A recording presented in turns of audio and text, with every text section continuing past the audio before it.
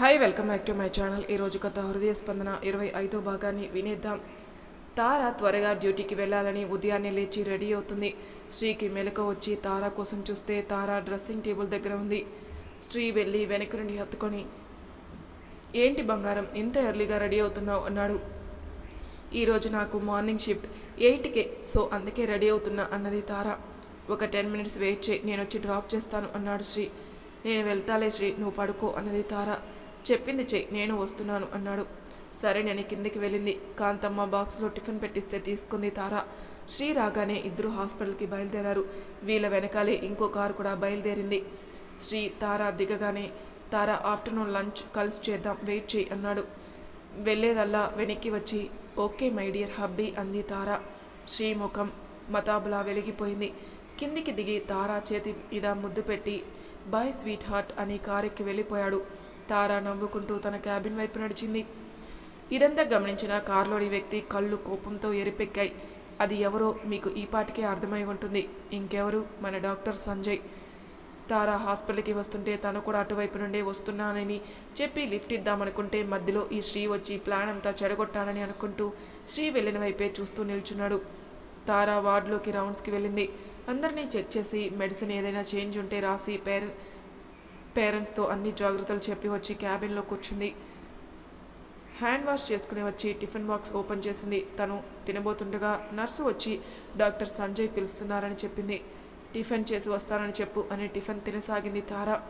తినడం అవ్వగానే సంజయ్ క్యాబిన్కి వెళ్ళింది. గుడ్ మార్నింగ్ డాక్టర్ సంజయ్ అన్నది తార. గుడ్ మార్నింగ్ డాక్టర్ సితారా, మీకు ఇప్పుడు డ్యూటీ లేదు కదా అన్నాడు డాక్టర్. లేదు, కానీ నర్స్ ఫోన్ చేసి ఒక పేషెంట్కి క్రిటికల్గా ఉందని చెప్పింది. ఇప్పుడే ఆ పేషెంట్ని చెక్ చేసి వచ్చాను అన్నాడు సంజయ్. ఈరోజు మార్నింగ్ డ్యూటీ మీదని గుర్తు వచ్చి పేషెంట్ కండిషన్స్ ఎలా ఉన్నాయో తెలుసుకుందామని మిమ్మల్ని పిలిచాను. ఒక 1 hour తారని రకరకాల క్వశ్చన్స్తో విసిగించేశాడు. తర్వాత క్యాంటీన్కి ఫోన్ చేసి 2 ఆరెంజ్ జ్యూస్ పంపించమన్నాడు. క్యాంటీన్ నుంచి జ్యూస్ రాగానే తీసుకొని మిస్తారా అన్నాడు సంజయ్. డాక్టర్, నేను ఇప్పుడే టిఫిన్ చేశాను, యూ క్యారీ ఆన్ అన్నది తార. నాకు కంపెనీ కోసం ప్లీజ్ కొంచెం తీసుకోండి అని జ్యూస్ తెచ్చిన అతనికి ఏదో సైగ చేశాడు. జ్యూస్ తార మీద ఒలికించేశాడు అతను. సీట్లో నుండి లేచి, స్టూపిడ్, చూసుకోవాలక్కర్లేదా అని తిట్టి అతన్ని వెళ్ళమని సైగ చేశాడు సంజయ్. టిష్యూ తీసుకుని తార కోటుపై పడ్డ జ్యూస్ని తుడుస్తూ, వెదవికి కొంచెం కూడా ఎలా బిహేవ్ చేయాలో తెలీదు, స్కౌండ్రల్ అని తిట్టాడు. తార ఇబ్బందిగా, ఇట్స్ ఓకే డాక్టర్, నేను క్యాబిన్కి వెళ్ళి క్లీన్ చేసుకుంటాను అన్నది. నో నో నో తార, ఇది నా వల్ల జరిగింది, లెట్ మీ డూ ఇట్ అని తారని చూసి ఒక వెకిలి నవ్వాడు సంజయ్. తార సంజయ్ వైపు సీరియస్గా చూసి లేచి నిలబడింది. డాక్టర్ సీతారా, ఐఎమ్ సారీ, ఏదో మీకు హెల్ప్ చేద్దామని అంతే, ఎక్స్ట్రీమ్లీ సారీ అన్నాడు. తార కోపంగా అక్కడి నుండి వెళ్ళిపోయింది.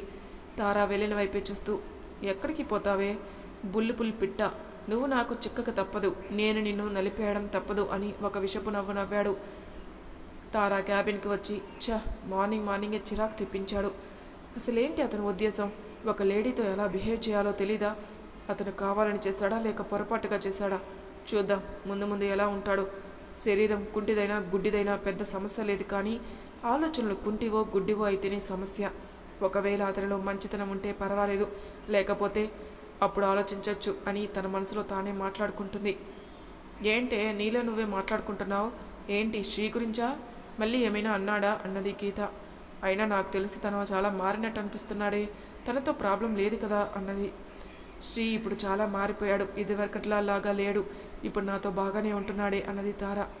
ఓ, అయితే అన్నీ జరిగిపోయాయా అని కన్ను కొట్టింది గీత. అంత లేదు లేవే, నువ్వు ఊరుకో అని నైట్ శ్రీ చిలిపి పనులు కళ గుర్తుకొచ్చి సిగ్గుపడింది. అంత లేదంటే ఎంత ఉందేంటి, మేడం గారు ఎంతగా సిగ్గుపడుతున్నారంటే ఎంతో కొంత ఉన్నట్టే కదా అన్నది గీత. తార ఏం చేస్తుందో అని చూడ్డానికి సంజయ్ అప్పుడే అటొచ్చాడు. వీళ్ళ మాటలు విని కోపంతో విసవిస అక్కడి నుండి వెళ్ళిపోయాడు. తార సంజయ్ క్యాబిన్లో జరిగిందంతా గీతతో చెప్పింది. తార అతను కావాలని చేసినట్టున్నాడు అన్నది గీత. జ్యూస్ నా మీద పొరపాటుగా ఒలికింది, కానీ ఒలికించింది అతను కాదు కదా, షాప్ అతను. అలా చేయమని సంజయ్ చెప్పాడేమో, ఎవరికి తెలుసు అన్నది గీత. పొరపాటునని ఉపేక్షిస్తే అది అలవాటుగా మారే ప్రమాదం ఉంటుంది. అలా ఇద్దరు మాట్లాడుకుంటుండగా వంశీ ఫోన్ చేశాడు క్యాంటీన్కి రమ్మని. గీత వంశీ శ్రీతో ఈ విషయం చెప్పొద్దు అన్నది. అమ్మో, వాళ్ళకి చెబితే ఏమైనా ఉందా, వాడి అంత చూస్తారు ఇద్దరు కలిసి అన్నది గీత. ఎవరు ఎవరు ఎంత చూస్తారో అన్న మాటలు వెనక నుండి వినపడ్డాయి. ఎవరా అని ఎదురు చూస్తే అక్కడ శ్రీ ఉన్నాడు. గీత, అది అది ఏం లేదు, ఈవినింగ్ షాపింగ్ వెళ్దామని అనుకుంటున్నాం, అది తెలిస్తే మీరు ఏమంటారో అని అన్నది తార. అది కాదు కానీ ఇంకో మాట చెప్పు అన్నాడు శ్రీ. అంటే షాపింగ్ తర్వాత ఐస్ క్రీమ్ పార్లర్కి వెళ్దామని, అది తెలిస్తే మీరు మా అంత చూస్తారని. నీకెన్నిసార్లు చెప్పాను ఐస్ క్రీమ్స్ ఎక్కువ తినద్దని, నీ హెల్త్కి సెట్ అవ్వదని తెలిసి కూడా నువ్వెందుకు ఇలా చేస్తావు? నైట్ అంతా మళ్ళీ ఇబ్బంది పడతావు అన్నాడు శ్రీ. వెళ్ళనులే, కానీ నువ్వే తెచ్చివు అంటూ నవ్వుతూ పరిగెత్తింది తార. నిన్ను అంటూ శ్రీ తార వెనకాలే పరిగెత్తాడు. వీళ్ళిద్దరిని చూసిన సంజయ్, వీళ్ళిద్దరి మధ్య ఏదో ఉంది, అదేంటో తెలుసుకుంటాను అని తను కూడా క్యాంటీన్ వైపు వచ్చాడు. వంశీ, శ్రీ, గీత, తార కూర్చొని మాట్లాడుకుంటూ ఉంటారు. సంజయ్, హాయ్ డాక్టర్స్ అంటూ పలకరించాడు. హాయ్ డాక్టర్ అన్నాడు సంజయ్. సంజయ్ని వంశీ పలకరించాడు. Vamshi, just call me Sanjay. నేను మీకంటే 3 or 4 years పెద్ద ఉంటాను, so no formalities. Shall I join with you అన్నాడు. Sure doctor Sanjay. Sorry Sanjay అన్నాడు Sri. That's the spirit, cheer up అని అంటూ వంశీ పక్కనకు చైర్ ఉన్న వచ్చి తార పక్కనే కూర్చున్నాడు. ఆర్డర్ ఇచ్చి ఫుడ్ తెచ్చిపెట్టారు. తార వెజ్ ఫ్రైడ్ రైస్ తింటుంది. నాకు వెజ్ ఫ్రైడ్ రైస్ అంటే ఇష్టం, చూడు మన టేస్ట్లు ఎలా కలిసాయో అని. కానీ ఈరోజు నేను ఫాస్టింగ్ సో అందుకే తినడం లేదు అన్నాడు. ఇలా అభిరుచులు ఒకటిగా ఉండేది భార్యాభర్తల మధ్యనేనట. తార ఇబ్బందిగా కదిలింది. శ్రీ ఏమంటాడో అని అతని వైపు చూసింది. శ్రీ సంజయ్ మాటలు విని కోపంగా చూస్తాడు. సంజయ్ వెళ్ళి తార పక్కన కూర్చోవడమే నచ్చలేదు. ఇంకా ఇలా మాట్లాడుతుంటే ఒళ్ళు మండింది. రేయ్ అంట్ల వెదవ, అభిరుచులు కదరా, భార్యాభర్తల మంది ఉండాల్సింది అన్యోన్యతరా, పాచి మొహమోడ అని తనకి తెలిసిన తిట్లలో మనసులో తిట్టుకుంది. ఇంతలో తారకి పొరబోయింది. శ్రీ వాటర్ ఇచ్చేలోపే సంజయ్ తార తల మీద తట్టి నీళ్లు తాగించాడు బలవంతంగా. వాటర్ తాగిన తర్వాత తార లిప్స్ దగ్గర అన్నం మెతుకుంది. దానిని సంజయ్ సుతారంగా తీసి పెదవిని 2 వేళ్ల మధ్య నుంచి ప్రెస్ చేశాడు. తార నొప్పి అనిపించి ఔచ్ అంది. సంజయ్ తార చెవిలో, నీ లిప్స్ చెర్రీ ఫ్రూట్ లాగా నోరు ఊరుస్తున్నాయి, ఎప్పటికీ అందిస్తావు వాటిని నాకు అని చిన్నగా అన్నాడు. అలా అనేసి ఓకే గైస్ సీ యూ అగై అని వెళ్ళిపోయాడు. శ్రీ సైలెంట్గా తింటున్నాడు. వంశీ సీరియస్నెస్ని బ్రేక్ చేయడానికి, అనన్య ఏది ఇంకా రాలేదు అంటున్నాడు. హే వంశీ, నేను ఇక్కడ, ఏంటి నన్ను బాగా మిస్ అయినట్టున్నారు అన్నది. భోంచేసావా లేదా, ఆర్డర్ ఇవ్వనా అన్నాడు వంశీ. నేను తినేసే వచ్చాను అని తార వైపుకు తిరిగి, తార నేను వచ్చిన క్యాబ్ని వెయిట్ చేయమన్ననా, నువ్వు ఎలాగో వెళ్ళాలి కదా అన్నది. వద్దు, క్యాబ్ని పంపించే అనన్య, తారని నేను తీసుకుని వెళ్తాను అని. ఓకేనా డాక్టర్ తార, మా కంపెనీ మీకు ఓకేనా అన్నాడు. తార శ్రీ వైపు బాధగా చూసింది. అనన్య గీతని చూసి ఏమైంది కళ్ళతో సైగ చేసింది. తర్వాత చెబుతానని కళ్ళతో చెప్పింది గీత. రే వంశీ కీస్ ఇవ్వరా అని కీస్ తీసుకుని పదండి డాక్టర్ తార అన్నాడు శ్రీ. తార సైలెంట్గా శ్రీ వెనకాలే వెళ్ళింది. కార్లో శ్రీ ఏమీ మాట్లాడలేదు, సీరియస్గా ఉన్నాడు. ఇల్లు రాగానే తారని దింపి టర్న్ తీసుకుని వెళ్ళిపోయాడు. తార శ్రీ వెళ్ళిన వైపే అలా చూస్తూ నిల్చుంది. అమ్మ తారమ్మ భోంచేయండి అన్నది కాంతమ్మ. వద్దు కాంతమ్మ, హాస్పిటల్లోనే భోంచేశాను, నువ్వు తినే అన్నది తార. సరేనమ్మా వెళ్ళి రెస్ట్ తీసుకోండి, ఉదయాన్నే లేచారుగా అన్నది కాంతమ్మ. కాసేపు పడుకుంటాను, తలనొప్పిగా ఉంది అన్నది. సాయంత్రం అనన్య తప్ప మిగతా 3 ఇంటికొచ్చారు. హాల్లో కూర్చొని టీ తాగుతుంది తార. వంశీ, గీత వచ్చి తార పక్కన కూర్చుంటే శ్రీ ఎదురుగా ఉన్న సోఫాలో కూర్చున్నాడు. కాంతమ్మ మాకు కూడా టీ తీసుకురా అన్నది గీత. కాంతమ్మ తెచ్చి 3కి ఇచ్చింది. అనన్య వచ్చేటప్పటికి లేట్ అవుతుందేమో, ఒక్కటే రావాలంటే భయపడుతుందేమో, అది మొదలే పిరికిది అన్నది తార. నేను వెళ్ళి తీసుకువస్తాలే, సరే నేను ఫ్రెష్ అయ్యి వస్తాను అని రూమ్కి వెళ్ళాడు వంశీ. వెనకాలే శ్రీ, గీత కూడా వెళ్ళారు ఫ్రెష్ అయ్యి వస్తామని. ఒక పని చేద్దాం, అలా బయటికి వెళ్ళి కాసేపు స్పెండ్ చేసి వస్తూ అనన్యని తీసుకుని వచ్చేద్దాం, ఏమంటారు అన్నాడు వంశీ. తార శ్రీ వైపే చూస్తూ, నాకు హెడేక్గా ఉంది వంశీ, నేను రాను, మీరు వెళ్ళండి అన్నది. ఏం కాదు పదా వెళ్దాం వంశీ, నువ్వు కార్తీ అన్నది గీత.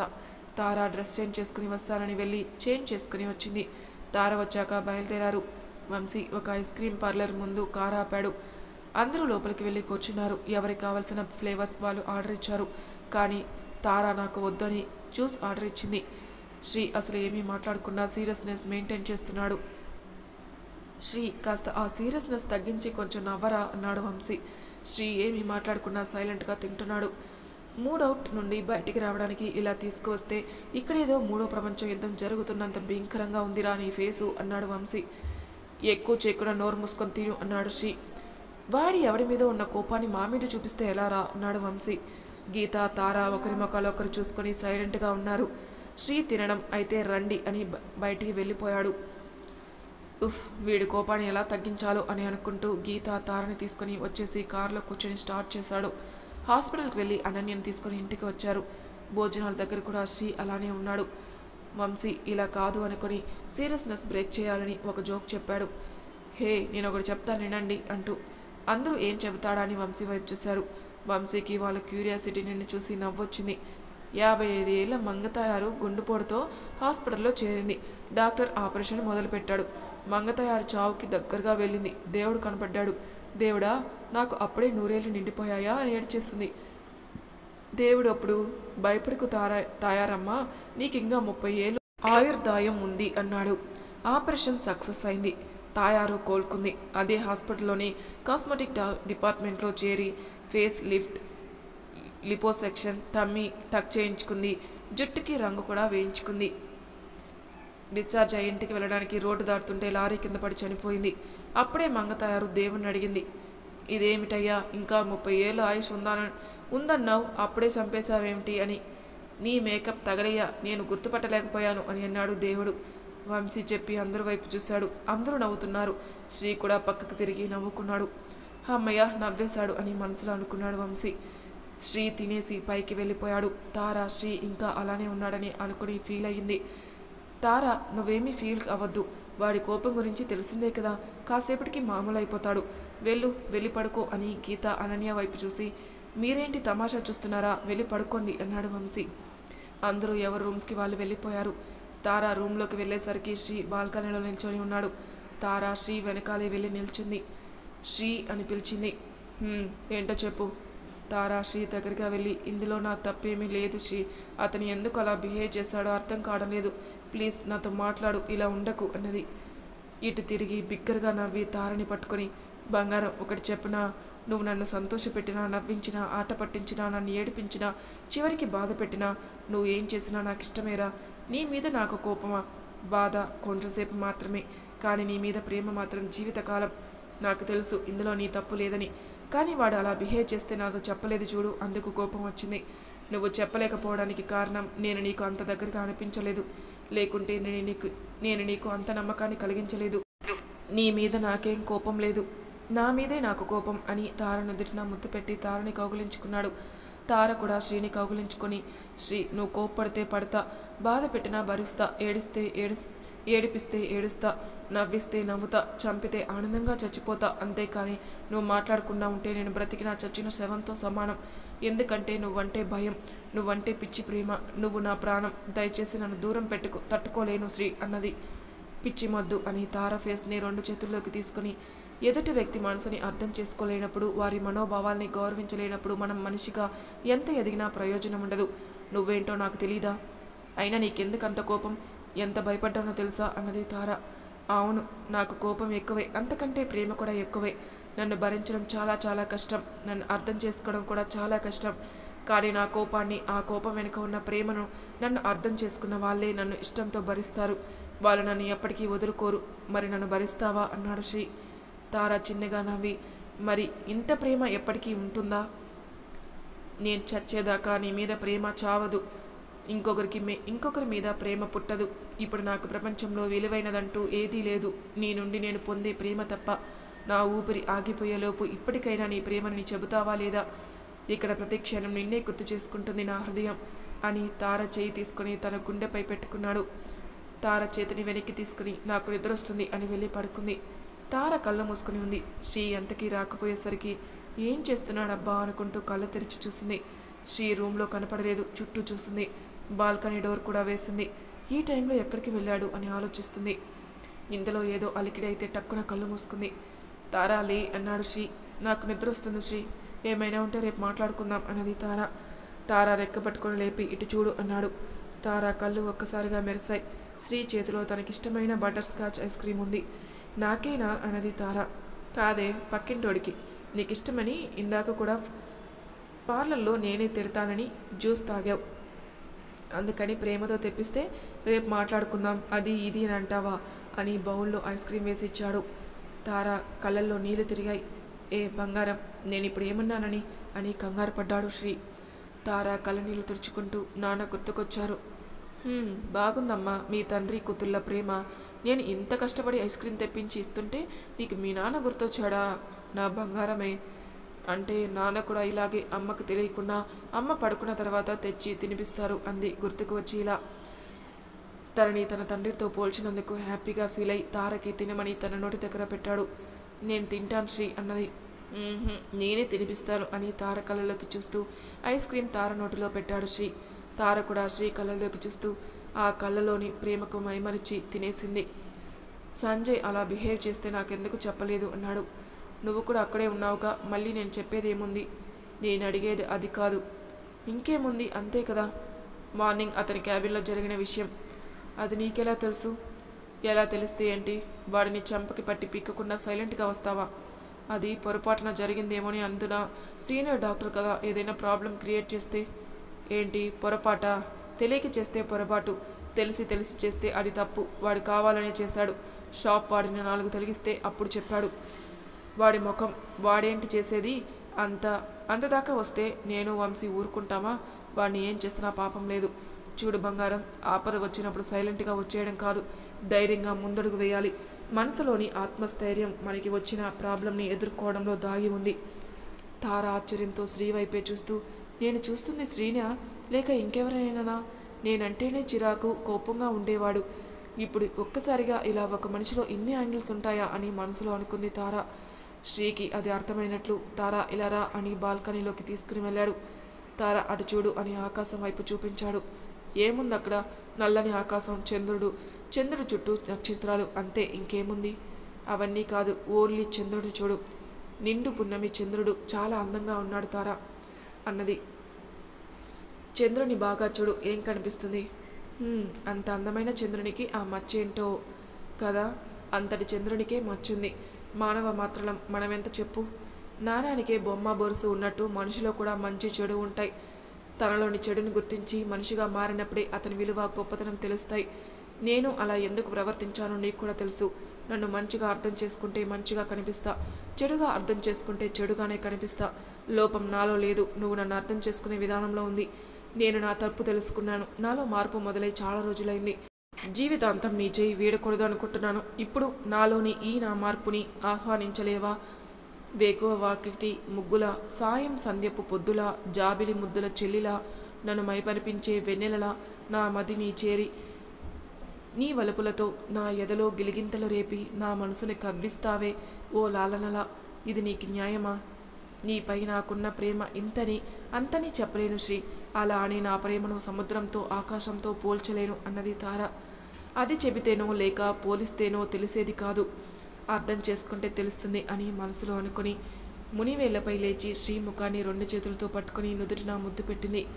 తార మనసు తనకు అర్థమైనట్లుగా తారని హత్తుకొని థ్యాంక్ యూ బంగారం, థ్యాంక్ యూ అని అన్నాడు శ్రీ. మరి తర్వాయి భాగంలో ఏం జరుగుతుందో నెక్స్ట్ ఎపిసోడ్లో తెలుసుకుందాం. అంతవరకు నా ఛానల్ని సబ్స్క్రైబ్ చేయని వాళ్ళు ప్లీజ్ సబ్స్క్రైబ్ చేసుకోండి, లైక్ చేసి షేర్ చేయండి. మీ అభిప్రాయాలు నాకు కామెంట్ రూపంలో తెలియచేయండి. Thank you for listening.